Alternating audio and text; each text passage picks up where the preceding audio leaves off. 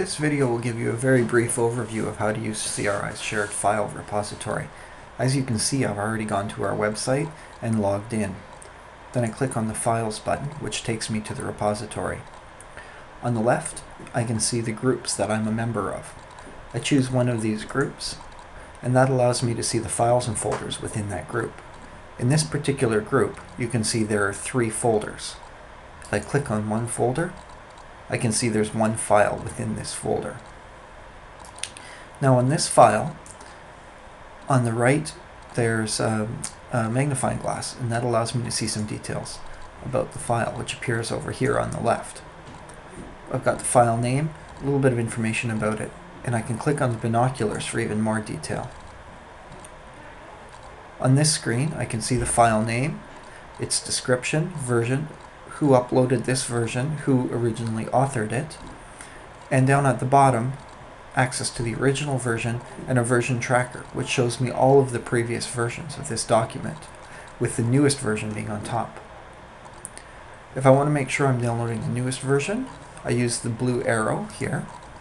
In this case, I'm going to choose to save it to my computer, and for convenience sake, I'm going to save it to my desktop.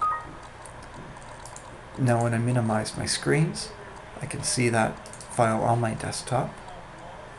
I'm going to open it. And now let's say I want to make some changes. To do that, I'm going to turn on track changes. And let's say I want to delete some text here, and add a little bit more. Then I'm going to save the file. Now, keep in mind what I'm doing here is saving the file locally on my computer. The updated file has not actually been sent to the repository yet, so that's what I'm going to do now. Back on the repository screen, I can click the upwards green arrow.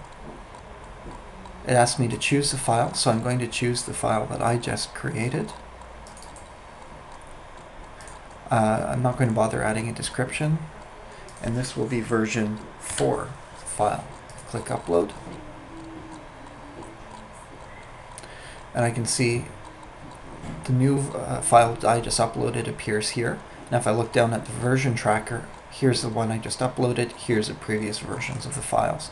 So now when other group members enter the repository to download the newest version of this file, they will download the one that I just updated.